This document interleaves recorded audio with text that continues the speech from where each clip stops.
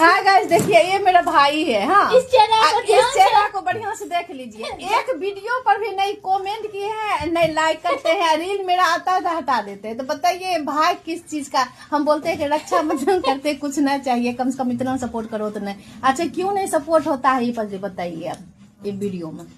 हमको समझ में आता था क्या वीडियो बनाती है तुम लोग। अभी समझ में आया कि क्या होता है।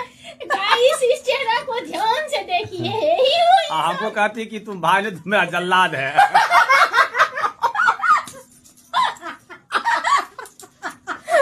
आज बताइए हम बोल सकते हैं अपने भाई को जल्लाद। अब इनको समझ में आया है कि वीडियो क्यों बनता है, किस लिए बनता है। बोलते हैं कि लाइक किसे करते हैं वो भी उनको नहीं पता है। अभी पता है आप देखिए कि उम्मीद करते हैं कि जो लाइक मिलेगा अब इधर से भी। अब मिलेगा कि नहीं? हाँ मिलेगा मिलेगा।